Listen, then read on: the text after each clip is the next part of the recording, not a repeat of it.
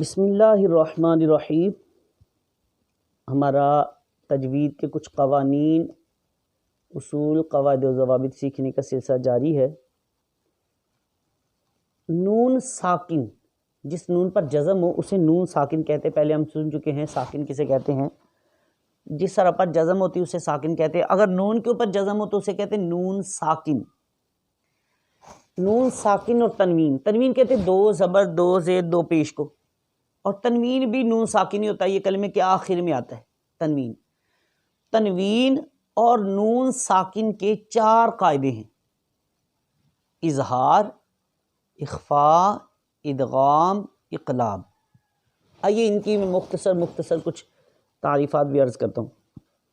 اظہار یعنی نون ساکن اور تنوین کے بعد اگر حروف حلقی میں سے کوئی حرف آ جائے تو اظہار ہوگا، غنہ نہیں کریں گے۔ حروف حلقی کون کون سے ہیں؟ حمزہ، ہاء، عین، حاء، غین، خاء۔ یہ 6 حروف حلقی کہلاتے ہیں۔ تو اظہار اگر نون ساکن کے بعد یا تنوین کے بعد، نون ساکن یا تنوین کے بعد یہ 6 حروف آ جائیں تو اظہار ہوگا، غنہ نہیں کریں گے۔ جیسے من اجل، من ہادن، من علقن، من حکیم، من غفور، من خوف۔ اب یہاں ہم نے اظہار کیا ہے، غنہ نہیں کیے گا۔ اگر کوئی کہے من اجل، من ہادن، یہ صحیح نہیں ہے، یہ غلط ہے۔ اسی طرح وہ کئی طرز بنانے کے لیے اور کر دیتے وَلَمْ يَكُنْ لَهُ كُفُوًا أَحَدٌ، معاذ اللہ۔ اب کفوان کے اوپر غنہ ہے نہیں، اظہار ہے۔ یہاں کیونکہ تنوین کے بعد حمزہ آ گیا تو اس وجہ سے یہاں غنہ نہیں ہوگا، یہاں اظہار ہوگا۔ غنہ کہتے ہیں ناک میں آواز لے جانے کو، تو ناک میں آواز لے جانا یہاں بنتا نہیں ہے، تو وہ اس کے قواعد جو ہیں غنہ کے وہ علیحدہ ہیں۔ اگر حروف حلقی آگے تو پھر نہیں ہوگا۔ تو حروف حلقی اگر نون ساکن یا تنوین کے بعد آ جائیں تو اظہار ہوگا، غنہ نہیں کریں گے۔ اسی طرح نون ساکن یا تنوین کے بعد اگر حروف یرملون، یا، را، لام، میم، واو، نون آ جائیں تو ادغام ہوگا۔ ادغام مدغم کرنا، ملانا، ان کو ملا دیں گے۔ اگر نون ساکن یا تنوین کے بعد حروف یرملون میں سے کوئی حرف آ جائے تو ادغام ہوگا۔ را اور لام میں غنہ نہیں کریں گے، بقیہ 4 میں غنہ کریں گے۔ من یقول، یہاں نون ساکن کے بعد یا آ گئی تو اب میم کو یا کے ساتھ ملا دیا، من یقول، تو یہاں ادغام ہوگا۔ اسے کہتے ہیں ادغام یرملون۔ ادغام کی قسمیں ہیں، ویسے ادغام کی اور بھی قسمیں، لیکن ہم ادغام یرملون سن رہے ہیں۔ اسی طرح من ورق الجنتی، نون ساکن کے بعد واو آ گیا، اب جو ہے میم کو واو کے ساتھ ملا دیے، غنہ بھی کریں گے۔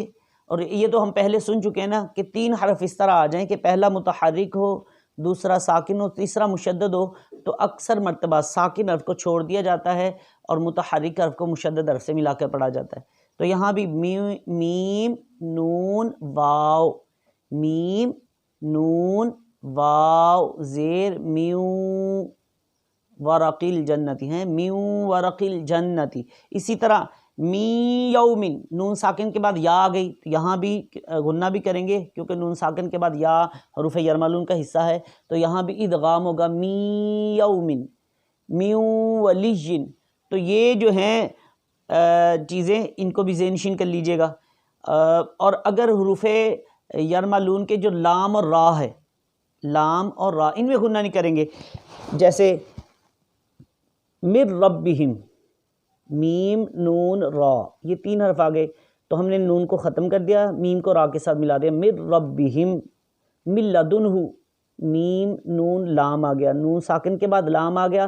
اب یہ نون نہیں پڑھا جائے گا، میم کو لام کے ساتھ جو ہے وہ ملا دیں گے، من لدنہ، یکن لہ۔ تو یہ ادغام کے کچھ قوانین ہیں، ادغام کے قاعدے ہیں۔ اسی طرح نون ساکن یا تنوین کے بعد اگر حرف با آ جائے تو، حرف با آ جائے تو اقلاب ہوگا. نون ساکن یا تنوین کے بعد اگر حرف با آ جائے تو اقلاب ہوگا، یعنی غنہ کریں گے. یہاں اقلاب کا مطلب ہوتا ہے بدلنا، تبدیل کرنا. تو نون ساکن یا تنوین کے بعد اگر حرف با آ جائے تو اسے میم ساکن سے بدل کر اخفا کریں گے، غنہ کر کے پڑھیں گے. اسے اقلاب کہتے ہیں. اس کی بہت ساری مثالیں ہم دنیا داری کے طور پہ بھی جانتے ہیں، جیسے گنبد. یہاں گاف نون با دال ہوتا ہے. اب گم میم نہیں آتا کہ ایک جگہ پہ میں نے دیکھا تھا انہوں نے گاف میم ہی لکھا تھا، گنبد میم کے ساتھ جو ہوتا ہے. یہاں میم جو ہے وہ اقلاب، یہاں تبدیلی، نون ساکن کی تبدیلی کے بعد جو ہے میم آئے گی، لیکن ویسے لکھنے میں نہیں آتی، لیکن کئی جگہ پہ چھوٹی سی میم ہوتی ہے. تو اقلاب کے قاعدے کے مطابق نون ساکن کے بعد کہیں بھی اگر میم آ جائے گی تو اس کو ہم بدل دیں گے. امبر، امبر. اب عین نون با، عین نون با یہ ہوتا ہے. تو انبر نہیں کہتے ہم اس کو، امبر کہتے ہیں. امبر ہی کہنا چاہیے، ہے نا.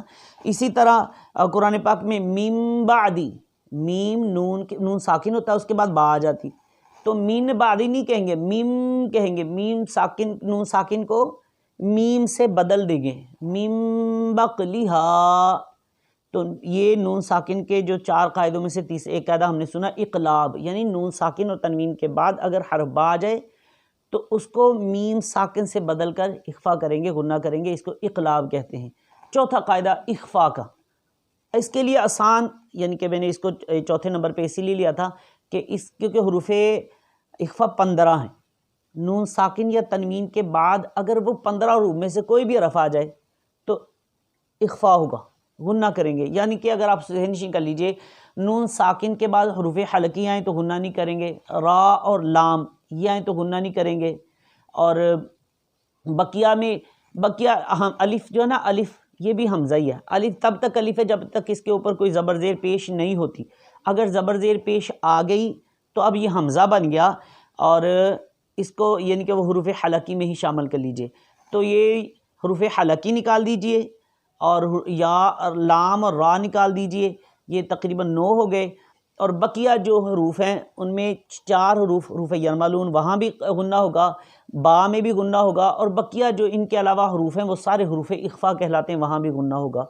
تو ان کو بھی ذہن نشین کرنا ہو تو جیسے من ثمراتین، تو یہ سا آ گیا، سا حروف جو ہے اخفا میں شامل ہے. اسی طرح ینطقون خیر تجدوہ قولا ثقیلا، تنوین کے بعد سا آ گیا نا. تو نون ساکن کے بعد تنسونا، تو نون ساکن کے بعد سین آ گیا. تو اس طرح یہ جو 15 حروف ہیں ان کو بھی ذہن نشین کر لیجئے گا، تو انشاءاللہ آپ کو جو قرآن پاک میں پڑھنے میں کافی سکون ملے گا، انشاءاللہ فائدہ ہوگا. تو امید کرتا ہوں اللہ کرے آپ کے ذہن میں آ جائے. نہیں تو صحیح قاری صاحب کے ساتھ جو تجوید کو جانتے ہیں ان سے رابطہ کر کے اپنی نماز بھی سنا لیجئے، اور قواعد جو ہیں ان کو ضرور سنانے کی بھی کوئی کوشش کیجئے تاکہ کمی بیشی ہو تو دور ہو جائے. صلو علی الحبیب صلی اللہ تعالی علی محمد.